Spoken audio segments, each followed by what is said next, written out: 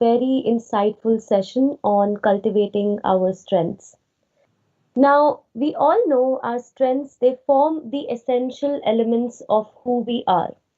And when we express ourselves using them, we feel happier and more connected and are more productive in what we're doing.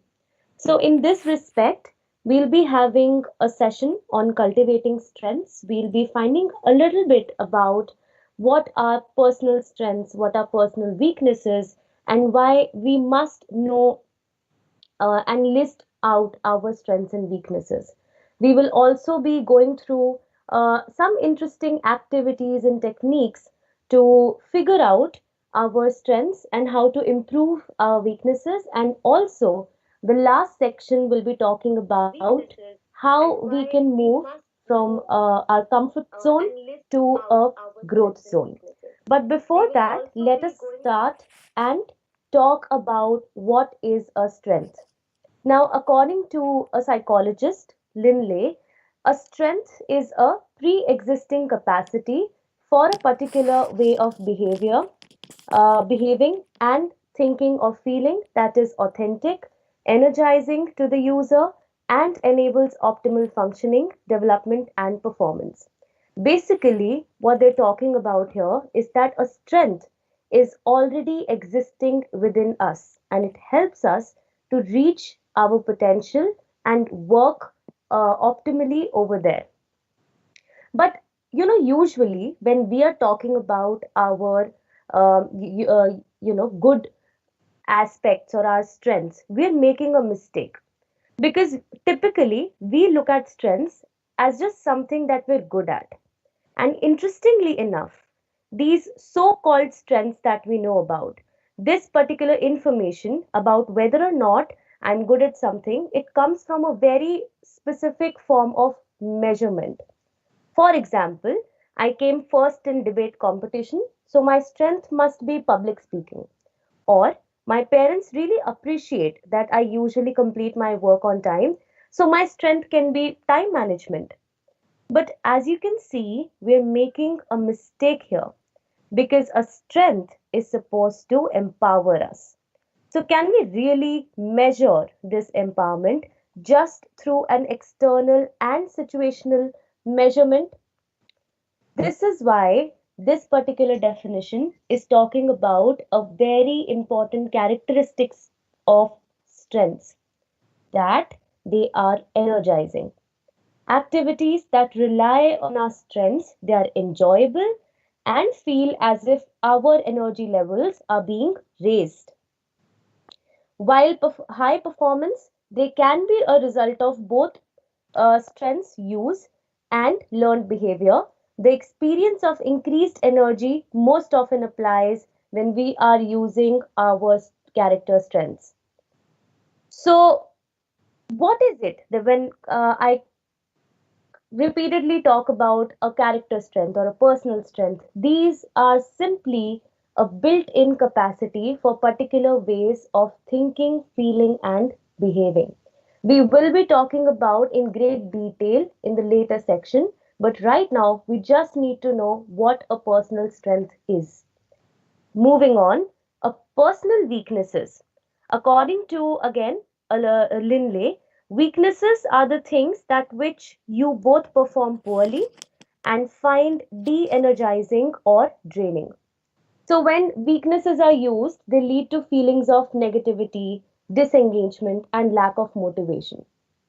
So here very interesting thing is happening. I want you to look at again strengths and weaknesses not as something that a strength will increase my self-esteem, it will increase my self-worth, and I'm only worthy when I'm always working upon my strengths.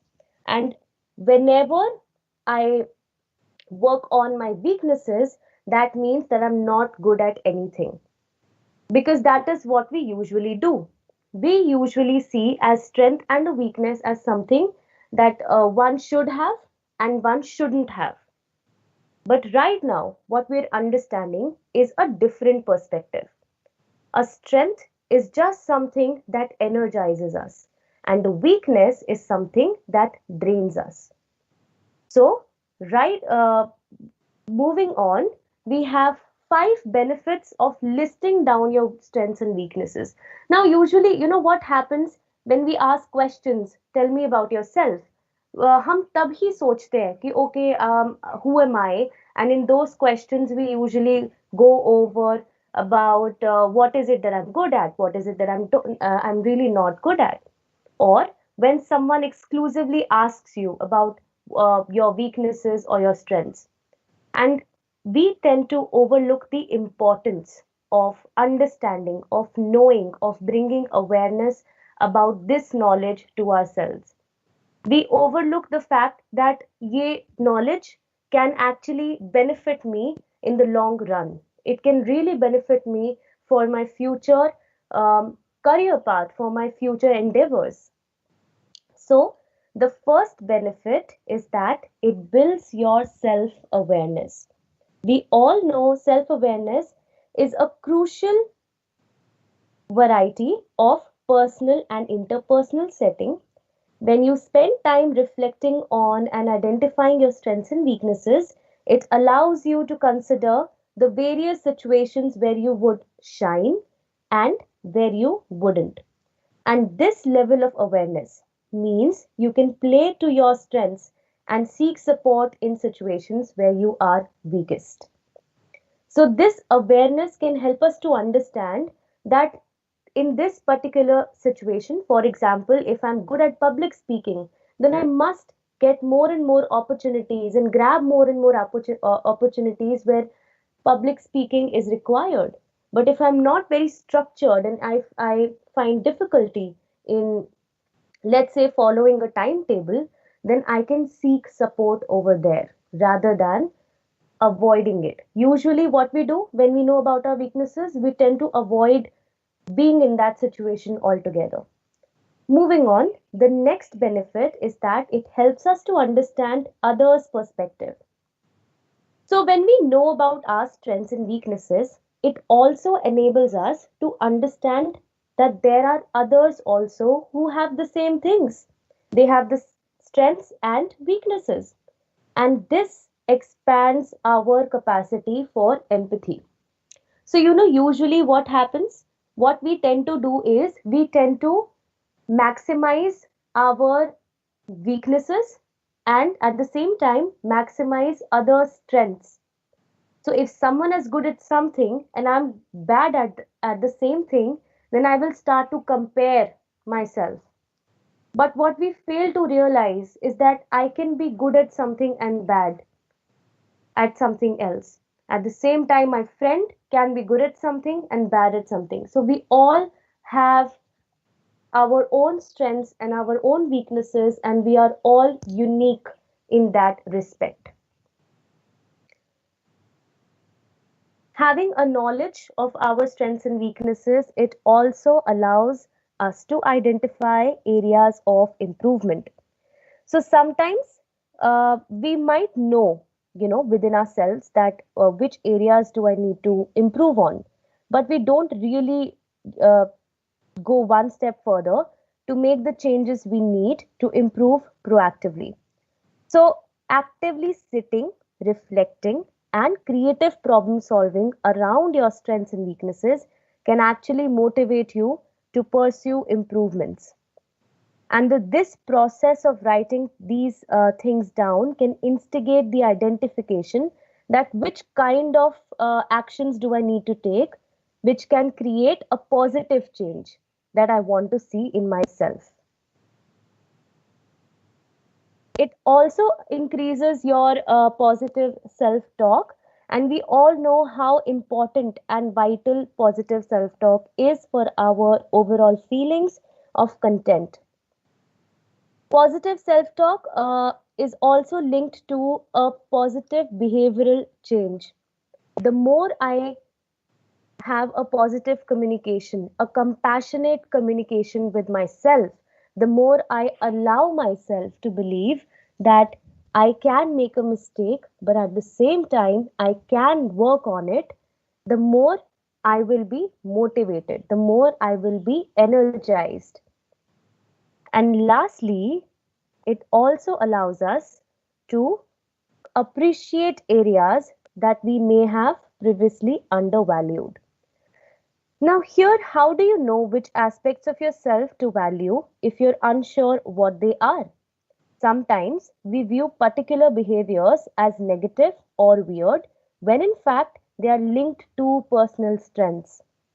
Identifying your strengths and weaknesses also allows you to begin connecting them to specific behaviors and habits. A lot of times, this is a very, I have an example for all of you. A lot of students usually come with this personal challenge that they face, which is of procrastinating.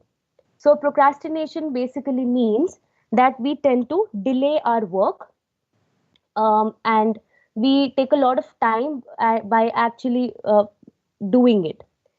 Now, if I have this knowledge that, okay, yes, I might be procrastinating and this is something that I do, having a knowledge of this particular weakness, I can maybe find out a character strength within it. A lot of times people procrastinate because they want their work to be perfect. Because we have already outlined a pattern about, let's say, if I have a project due in a week, I already know that I want to do a really great job in it. But with this character strength, with this strength that I have within me, also comes fear of not being able to do it properly. And thus, there is procrastination that is a consequent behavior. So when we really look inwards, when we really understand our both strengths and weaknesses, when we really sit down with ourselves and try to figure out the what's and when and how, we will find many habits, many behaviors, and even thinking patterns that are attached to our both strengths and weaknesses. So, with this, we are going to move on to the next section of our session today, which is related to certain techniques that can help us to improve and find out our strengths and weaknesses. The first one is called red and green activities. Now, we have, I think, formed a basic understanding till now that a hallmark of a strength is energy. When we are using our strengths, we feel energized and engaged. On the other hand, when we are working on our weaknesses, we feel drained out. And this is what this activity is all about. You can take a moment, you can, while I'm talking about this particular activity, you can take a sheet of paper or maybe in the chat box, quickly write down what do you think are your green and red activities. I will be talking about them right now. So, a green activity are those activities that rely on your strengths and provide you energy. These activities helps you to enjoy, and they make you to feel energized. They make you forget the time, you look forward to them. You can do well even under the conditions of stress or fatigue. There must be many activities that we engage in. If you are feeling a challenge, uh, thinking about these activities, this is a best time. Since we are having our holidays, it's the best time to go over throughout the weekend and maybe quickly writing down the list of all the green activities that I had, all the times when I was genuinely energized, all those times when I was I felt that I really want to do this activity again. I forgot about the time and so on. Similarly, on its opposite are red activities. These activities are those that deplete our energy and they rely on our weaknesses. These are those activities that you do not like doing, that make you feel depleted, that seem to pass very slowly, you do not look forward to, and require a lot of effort and self control to do well. That is why I'm going to repeat myself to quickly write down two or three activities so that we can take them up later on during the Q&A session after this session is over. Now, once we've made a list, the first thing that we're going to do is naturally record red and green moments. Those moments when you felt good about yourself, those moments that uplifted you. It can be drawing, it can be even making a particular project, it can be doing a specific workout activity, it can be even solving mathematical equations, or it can be doing any kind of holiday homework that you've been doing. Or, and on the other hand, they also record the red moments where you felt negative, where you felt that you're doubting yourself, where you felt depleted. And after you have recorded them, the next thing that we need to do is reflect. How are we going to do this reflection? We are going to write down four things: what, when, how, and why. Because when we usually go over our green moments, we would just think about how good I felt and then move ahead. And on the other hand, if we look at the red moment, we would just think about how it's okay, it was very difficult, and I really felt bad about myself, and that particular activity I do not like, and then we move ahead. But we must take a pause here. Understand what was that specific activity that you were doing. Once we know, next we're going to go over when. What time were you doing that activity? Was there something that led you to feel maybe depleted, maybe de-energized? Was there something else at play at that particular point of time? Is it morning? Is it evening? Is it in the afternoon? Compre- uh, uh, Go over, reflect upon that particular moment, and write down in a comprehensive manner. And the next one comes the how aspect. Maybe in how you can write down, was there a situation? Was there a context to it? Did Was there a reason? This is the last aspect. This is the why. Why does this specific activity makes me to feel energized? And on the other hand, why what was the reason behind me feeling drained out after doing this activity?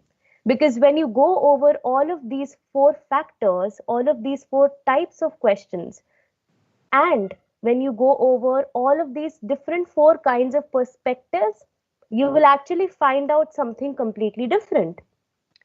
For example, I can just give you an example here. A red moment for me was when I was, let's say, learning a social study question, and what the what aspect would be that I was learning an answer when it was probably afternoon.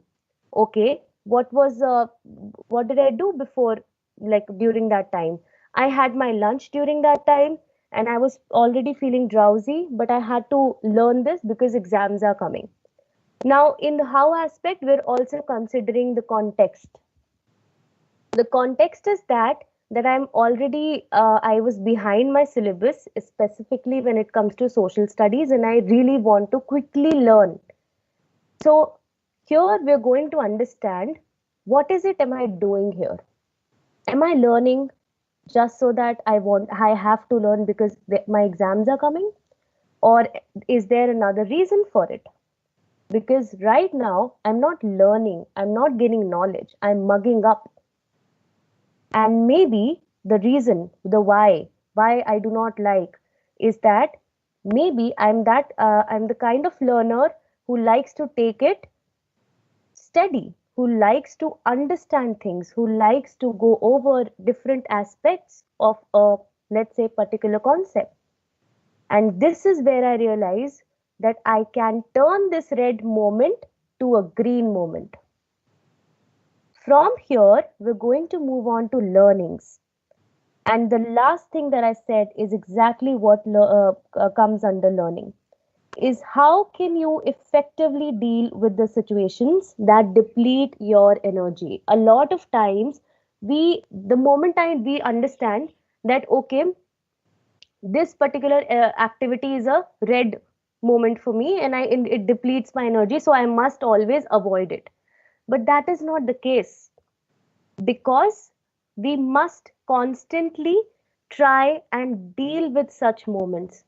This is how we're going to turn our moments, our weaknesses into our strengths, or we can help and seek support with respect to how can I deal with those moments that drain me out, that makes me to feel negatively, that leads me to doubt myself. So, this is how this activity and this technique works and helps us to understand a lot about our strengths and weaknesses, and it also helps us to understand about how can I change the course, how can I uh, deal effectively with my weaknesses.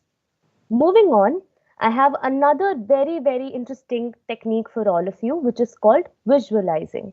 Now, it's a little bit different. Visualizing, here it has some steps. The number one is find.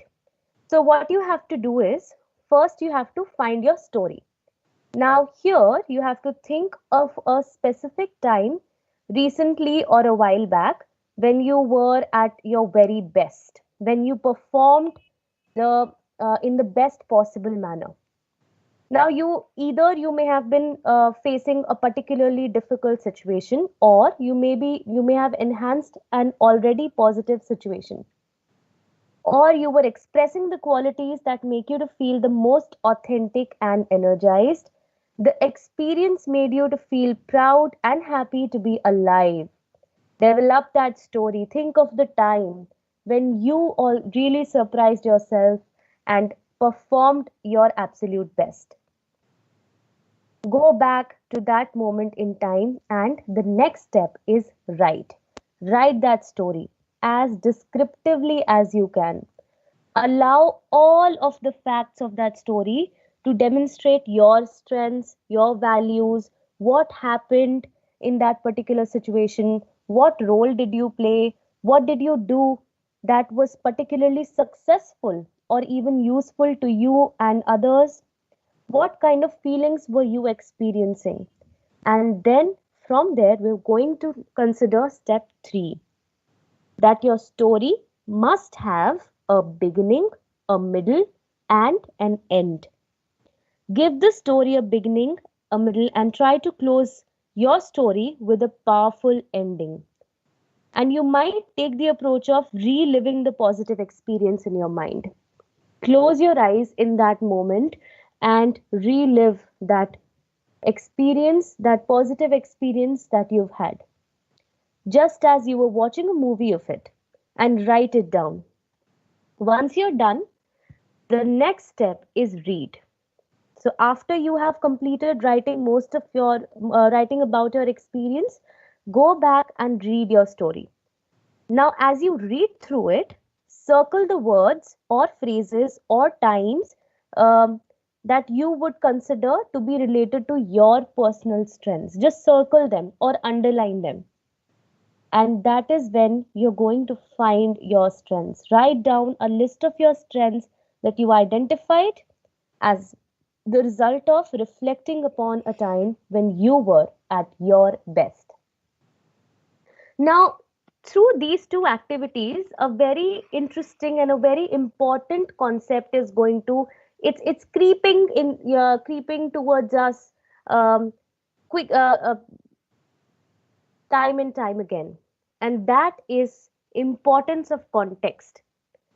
How many times do we give more importance to a context or a situation when our friends or our classmates have failed, and how many times do we give importance to a context when we have succeeded? So this happens with us, right? For example, if I have let's say if you have gotten very good marks in three subjects and average or below average marks in two subjects, and your classmate has gotten or your friend has gotten very good marks in four subjects and average marks in one, so what are we going to say? That he or she got very good marks in 4 and एक में इसलिए नहीं आया because probably there can be a number of reasons that we can assign to them. Maybe their network was not fine, or they couldn't understand one of the questions, or there was not enough time, so on. But when it comes to our situation, what are we going to do? What do we usually do? That I could not get good marks in 2 subjects, and we're going to completely dismiss the importance of the other 3. We're not even going to look at how good I've performed in those 3. And in that moment, you know what mistake we're doing? We're not considering our strength in those 3 subjects. What was it that I did differently in those 3 than the 2 I have not really scored well?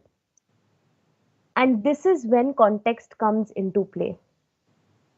Because when we are drained out, when we are not performing, as we expect ourselves to, when we are working on our weaknesses, something is also working behind the scenes.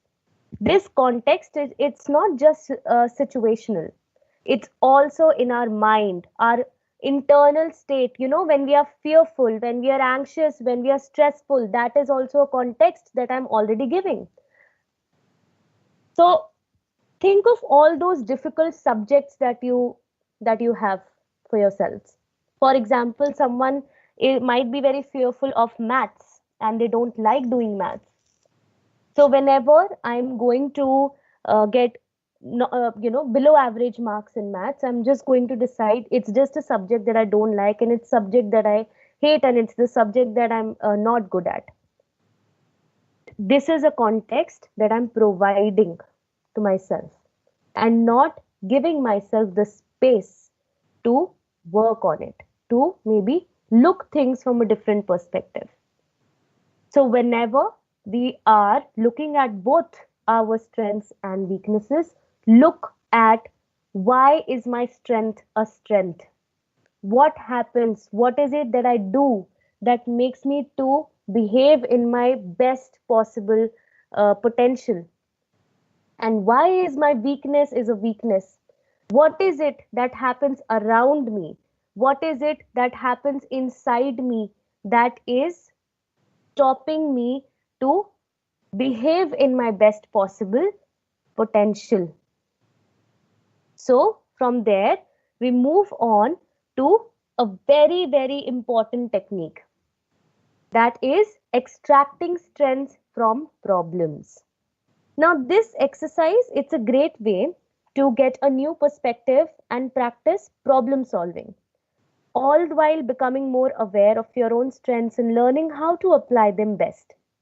A lot of times we only have a problem focused approach, that I am not able to do this, so we're going to focus on that only. But let's learn how to use a strengths focused approach. The first step here is describe a problem that you are currently struggling with. Include as much detail as you can so you get a good understanding of the problem. Next is identifying the impact. Identify the specific life domain. Now, a life domain could be anything. It can be your school, it can be your homework, it can be your family, your own self, your friends, your health, your hobbies, your time management, your marks, any domain, any factor that it is affecting. But अगर एक से ज़्यादा होगा तो what are we going to do? We're going to choose the one that it is affecting the most. From there, we have a step 3, which is called identifying contributing factors. So in step 3, we're going to think about what is it that you are doing that is contributing to this problem. Is there something you're doing too much, or is it there something that you're doing too little? Write it down. A lot of times we really burn ourselves, we really experience a burnout because we're constantly worrying, or we're practicing, and we're not understanding the importance of rest, or we're doing a lot of rest, we're being extra relaxed about certain things. and we're not giving maybe our studies or anything else as much importance. So we really need to be true to ourselves here and understand what is it that I'm doing that is acting as a contributing factor. And lastly is reframe your second last is reframe your behavior. So it's basically an extension of step 3. What is here, happening here? Think of it in terms of a strength that you are either underusing or overusing. While a strength is never a bad thing, obviously, sometimes we don't use them in the best way. So if I'm a person, this is also a question that comes a lot of times by students, that I plan and plan and plan and plan, but I never tend to come to an action. So maybe this is a contributing factor here for you. What happens? Your strength is a structure. You have a great strength in structuring your projects or the way you study, and you do have a great strength in planning. However, you overuse this strength and do not actually take action after that. Understand that this is a tendency of you, and maybe you can create a boundary around this strength and give yourself again the space to understand that I have made enough planning and I have made enough structure for the work that I need to do. And now the next step for me is just to start. And from there, we come to the last step, which is called taking action. Describe at least one actionable step you can take to solve the problem. This step should honor your strength. But again, I'm going to repeat myself here. Put a boundary on its use. Keep yourself from either overusing it or underusing it. Now we have actually gone over all the techniques, and from here we're going to talk about the most important aspect, and that is how to leave your comfort zone and enter your growth zone. Before that, let's just understand what exactly is a comfort zone. Now, comfort zone, it's a behavioral state within which a person operates in an anxiety neutral condition, using a limited sets of behavior to deliver a steady level of performance, usually without a sense of risk. It's a lot of um, heavy words here, so I'm going to simplify it. What they're saying is that a comfort zone is a space where I do not feel anxious, where I do not feel fearful. I feel very comfortable. I feel very safe in that zone. I'm neutral. I'm in a neutral condition. And I use limited set of behaviors to deliver a certain level of performance. तो वहां पर कोई sense of risk नहीं होता है क्योंकि वो मेरा कंफर्ट जोन है. Again, I want to really create a create a segregation here from the comfort zone that a lot of times we talk about, that we shouldn't be in a comfort zone, it's bad for you, it's really it never leads to success and all that. No, before we go on to that, let's just understand that our comfort zone is a space where I feel neutral and it's a space where I feel safe. The moment there is a chance for me to leave that zone, I feel a sense of risk. That is why I do not want to leave that zone. That is why it is so difficult for me to leave that zone. Why? I'll tell you the reason. We all know when we are under stress, we have a sense of it. Maybe higher class students would know about this in a better way, but we all can understand that whenever we are under stress, there is a typical reaction. Either we're going to fight, that is, we're going to meet the challenge head on, or we will flight, that is, run away or hide, or freeze, that is, become paralyzed. So, the core idea here is that our nervous system they have a zone of arousal. So, for example, if you were to come head on with a lion, so you have your nervous system is going to take three courses of action. Either it's going to fight, or it will send signals to run away or hide somewhere, or it will send signal to just freeze. You won't be able to do anything because you're so scared, you're so threatened at that moment. Now, this idea is actually in line with a very interesting law. And I'm not, I'll just give you a very basic idea of it, that our performance, it increases, but only up to a point. So, for example, if our exams are coming up right now and our comfort zone is to, let's say, just do our homework weekly and submit our homework, and then exams come, and that is when now I have to step out of my comfort zone and I have to now study, bring in more hours of studying. What is happening here?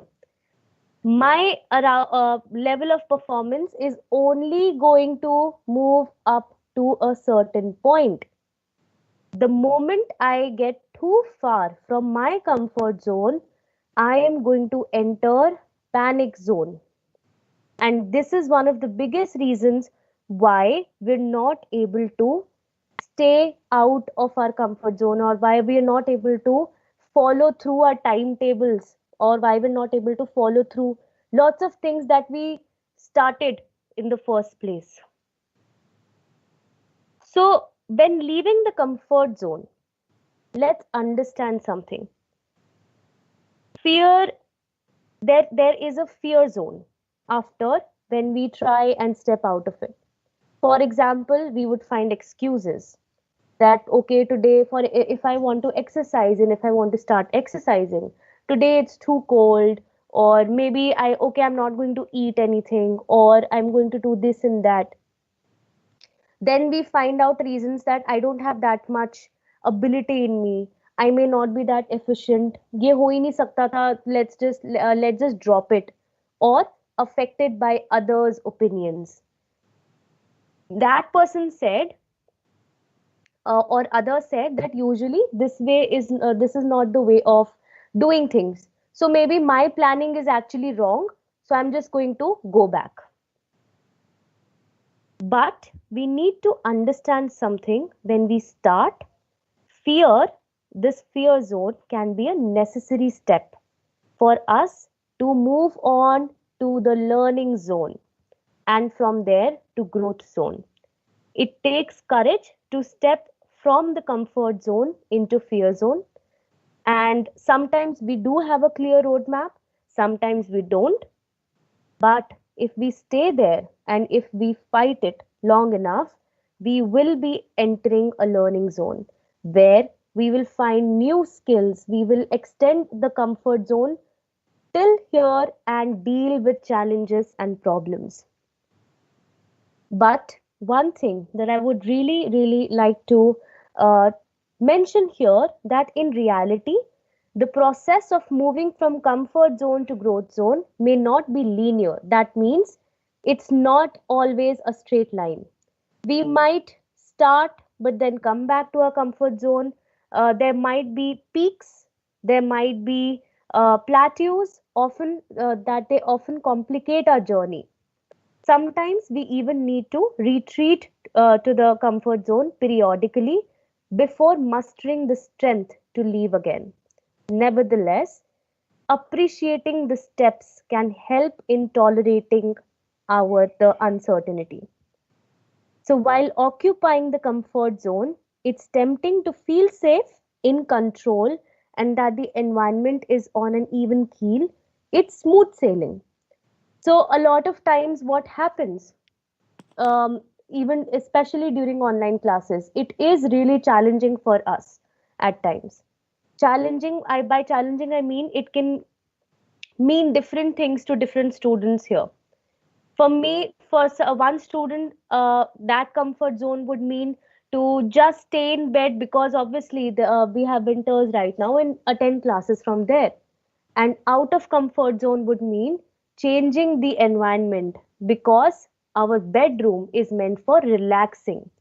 That is why, time and time again, we have repeatedly uh, suggested to change your environment, which will help you to feel more energized. So, that is why our comfort zone seems like a smooth sailing. But the best sailors aren't born in smooth waters. And what follows from here are four useful tips to support ourselves in leaving the comfort zone. Because we know that leaving the comfort zone is can be very difficult, we can go through three, I think four or three techniques that can help us to leave, that can help us to deal with the fear zone that is a consequence of leaving our comfort zone. The first one here is reframe the stress. So, you see, while we are leaving our comfort zone, while we are doing something, while we are choosing to do something that is away from our typical behavior, it can entail a stress response. But whether they are perceived as positive or negative is a matter of labeling. So, society usually we tend to conceptualize that all stress is bad, but I think the idea of eustress or positive stress challenges this. Sometimes we need this stress to move forward, because अगर हम physiology समझे, a stress response is not a fear response. A stress response is just when our body releases certain hormones, certain um, secrete certain hormones just to make ourselves ready for the challenge. So let's reframe that stress. Let's reframe that situation that is stressful, that is becoming stressful to us. And the moment we reframe it, we might actually understand and figure out that it was not stressful all along. Next is prioritize. Occupying the comfort zone isn't always detrimental, it's not always bad.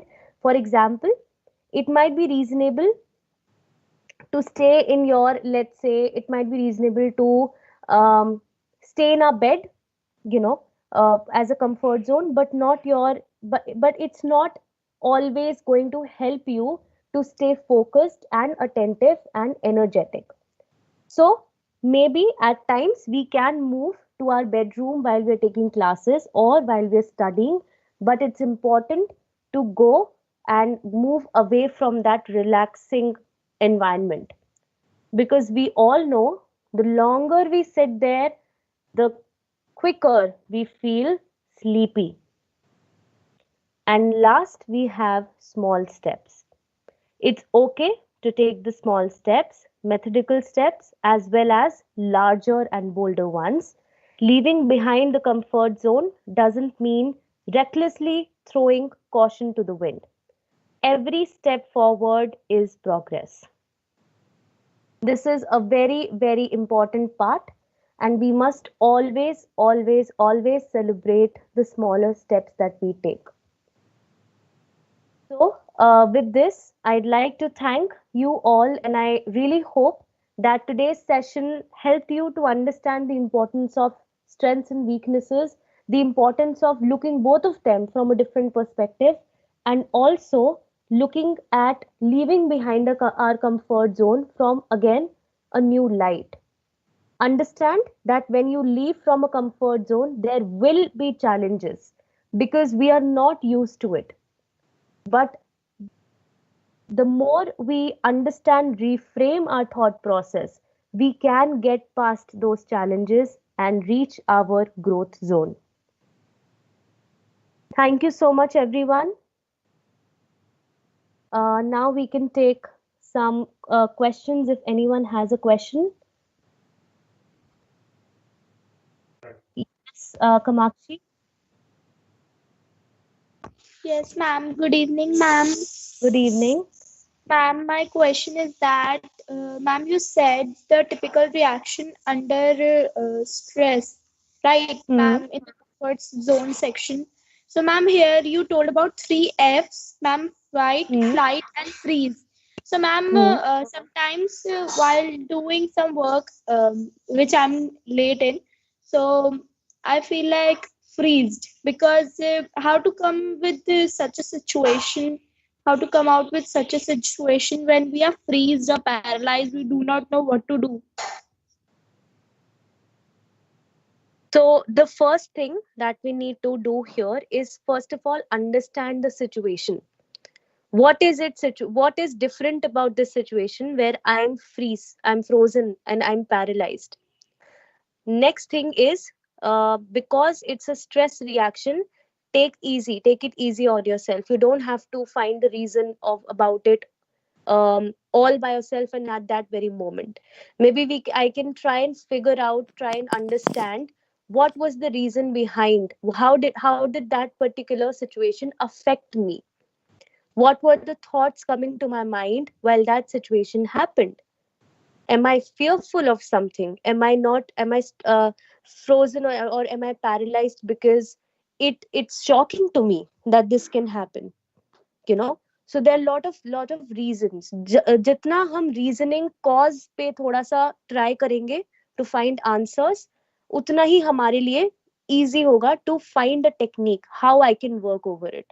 Because we cannot, and this is for everyone, a lot of times we look for one stop technique or tip to help us to get away or get rid of a feeling or get rid of a behavior or get rid of something that is not helpful for us. But it will only work for 1 week, 2 weeks, until unless we understand why is it happening, what is the reason behind it, what is the situation around it, what is the cause of that issue that I'm facing. So, but Kamakshi, because it's a free, the response that you can understand that you get paralyzed in certain situations, I would really strongly say that take care when you are going through this specific situation in your mind, when you are uh, going back to these situations. Be more compassionate, especially during the freeze response I'm talking about. Okay, ma'am. Thank you, ma'am. Thank you. Okay, do we have any more questions, students? Anybody would like to? Soumya would like to ask a question, Priyanshi ma'am. Yes, ma'am. Yes, Soumya. Um, Good evening, ma'am. Good evening. Ma'am, my question is that I do all these things which you just said, that I maintain a diary and I write all my strength and all my stories in it. And sometimes when I read it, what I see is I'm a person who get involved in everything. I think that if I'll do it, then it will help me to improve my personality. So I get involved in everything. But when I read my diary, I think that I could do much better in this thing if I didn't Hmm. get involved in any other thing which I was being Hmm. involved at that time. So, ma'am, that's in that thing, all that, then it makes a fuss in my mind, and I just get confused that whether I should limit myself in so and so things or no, I can handle. I'll tell you something very interesting, Soumya. You can again correct me if I'm wrong here. Um, you know what happens a lot of times? We have this need or feeling that I need to do everything. I have to be everywhere. And it's not because I want some form of validation, it's because I know about my potential. I know that I can be doing everything and that is happening around me.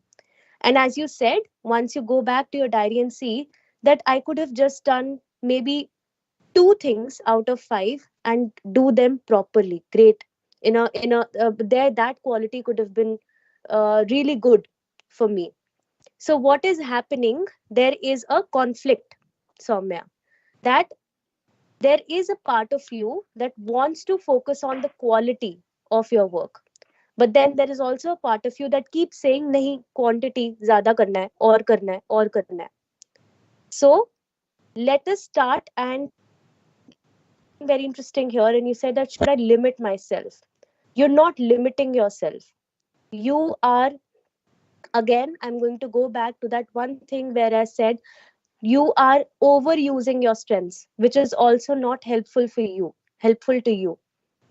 Find out that boundary. Can I do 5 out of 5, maybe 3 things, and give my 100% in all of those 3 things? And is it better, or doing all those 5 things and giving 20 20 20 20% to all of those 5 things?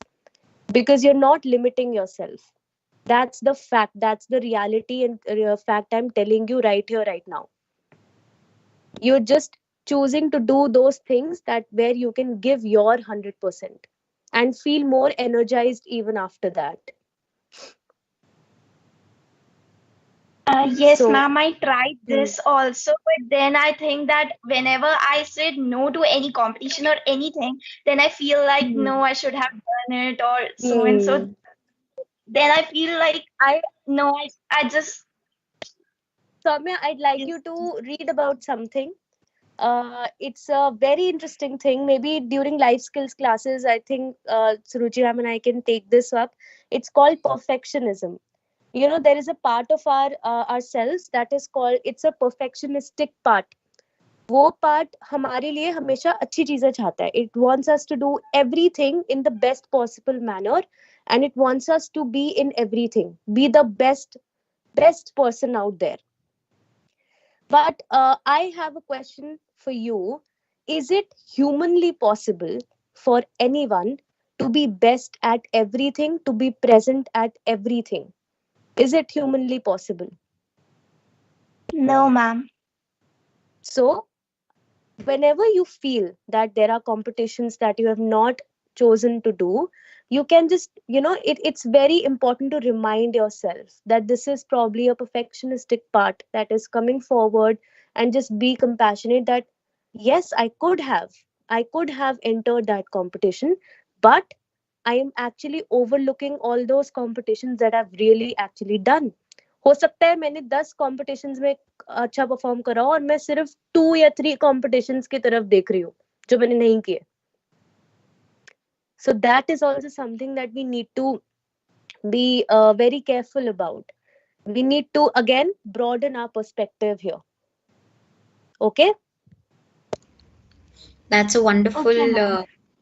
response, Priyanshi ma'am. If I may add, Yes, Soumya, ma'am. you can also start with prioritizing what is important for you. Not everything comes in the list of prioritizing. Yes. So, have a list what is really important to you. Like we did the pyramid of Maslow's hierarchy of need. You can have a hierarchy of your own personal goals and personal needs, and make that kind of a priority list for yourself, and whatever comes in your priority list, give time to that, and other things can take care of themselves. So you don't have to do a lot of stuff at one time. So you can try that. Yes, Yes, ma'am, ma'am. I also Definitely. tried that, but that's the most confusing thing for me. What I Hmm. feel is that ये भी important है, ये भी important है, सब करना है, so वो और ज़्यादा confusing हो जाता है. Hmm. What is near to your heart and what is really important at that point in time? That is how you prioritize. So maybe how you are organizing your list, you're not clear about the important stuff. So give some time to yourself and chart out what is important to you, what really matters to you. That will make your priority list. Okay, ma'am. Hmm. Okay. Okay, Thank now you. Thank you, you can. Suruchi ma'am. Yeah, thank you, Priyanshi ma'am. Thank you, Soumya. Wonderful question. Sakshi, we have Sakshi for a question Okay, here, ma'am. Priyanshi. Good evening, Good evening. Good evening, Sakshi. ma'am. I don't know it's a question or a statement that I'm giving. That we have discussed about interest and abilities in our employability class. Yes, Then yes, yes, we I have. found, then if we have interest in something, Hmm. but we have weakness at the same point of time. We have taken that example as well. Hmm. So we like I have ability of something, but I don't find that it's a strength for me. Like I find that like if I talk about me, I have a Hmm. good side of studies. Like I have good Hmm. side for memorizing things, but that Hmm. is something that I don't enjoy. That is my ability, but Hmm. I don't enjoy. And at the same time, if I talk of the new subject that we have like employability skills, the AI we have seen, the coding, something Hmm. new. Like I am just started. I have just started. It's developing my interest, and I'm giving my time to that thing, and I'm feeling good at doing that thing. Hmm. So, ma'am, All here right. it's a thing I have my confusion. I don't know what is confusion going on Okay. I'm just going inside. to quickly clarify. You're saying that for in your case, you have an ability, you are good at memorizing, but you don't enjoy it, right? And how to manage it, probably that's what you're saying. Yes, ma'am. All Like right.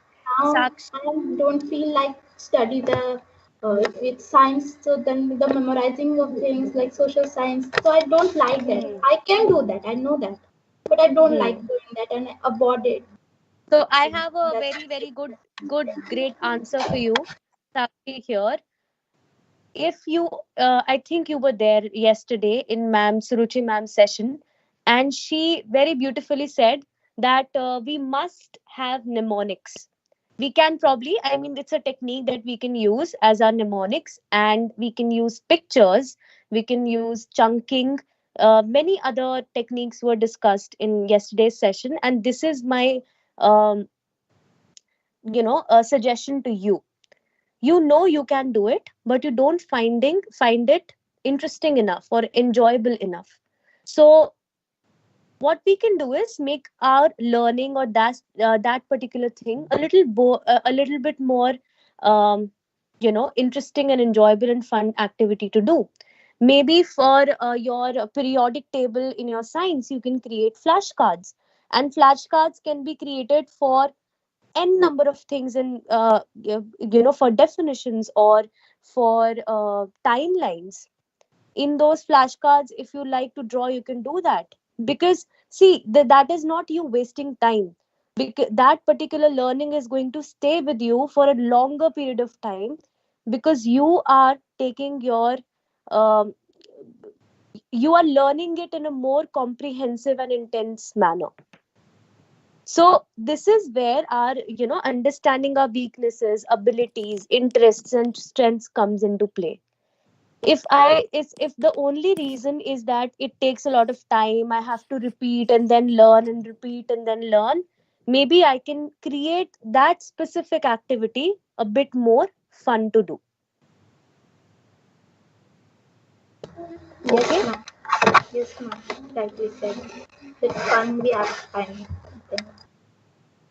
Okay, And thank like you. I said, the fun you have said, I Mhm. like what I teach my friends so that who have everybody have their own understanding. So to them, that I found that thing interesting. But this cannot happen every time that I can teach anyone every time. Hmm. So All this right. yes, that. Thank you very much. Thank you so much, Sakshi. um I Priyanshi, don't think. yes, Yes, ma'am. we do not have any more questions, I guess. So thank you so much, Priyanshi ma'am. What a wonderful session this was, and great insightful learning. Definitely, every time we have a session with you, we have a lot to learn, and Thank you so definitely much, ma'am. most helpful. Thank you so much, Priyanshi ma'am. Thank you all students for joining us here. Thank you so much, Thank you, ma'am. ma'am. Thank you, everyone. Thank you. Have a great day. Thank you. Thank you, ma'am. Thank you, ma'am. Thank you, ma'am. Thank you.